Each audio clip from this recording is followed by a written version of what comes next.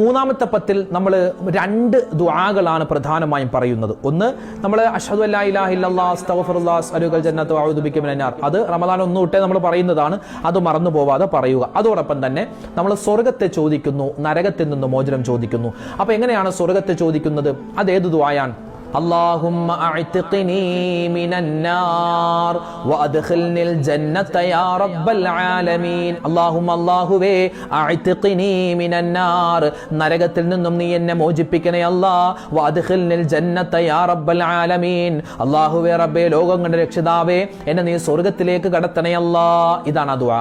اللهم اعتقني من النار وادخلني الجنة يا رب العالمين. ഈ ദുആ ഇന്നത്തെ മഗ്‌രിബോട് കൂടി വരുന്ന മഗ്‌രിബ് നിസ്കാരം കഴിഞ്ഞു തൊട്ട് ഇൻഷാ അല്ലാഹ് നമുക്ക് പറയാം.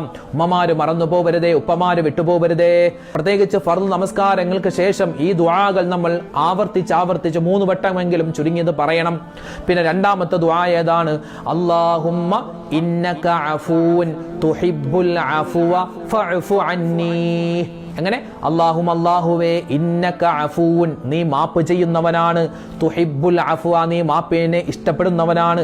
അതുകൊണ്ട് ഫഅഫു അന്നി, നീ എനിക്ക് മാപ്പ് ചെയ്യണേ. അല്ലാഹുമ്മ ഇന്നക അഫൂൻ തുഹിബ്ബുൽ അഫ്വ ഫഅഫു അന്നി. ഈ ഒരു ദുആയും നമ്മൾ മറന്നു പോകരുത്. പ്രത്യേകിച്ച് റമദാനിന്റെ അവസാനത്തെ പത്തിലെ ഏത് സമയത്തും രാത്രിയിലും പകലിലുമൊക്കെ നമ്മൾ ഈ രണ്ട് ദുആകൾ അധികരിപ്പിക്കണം.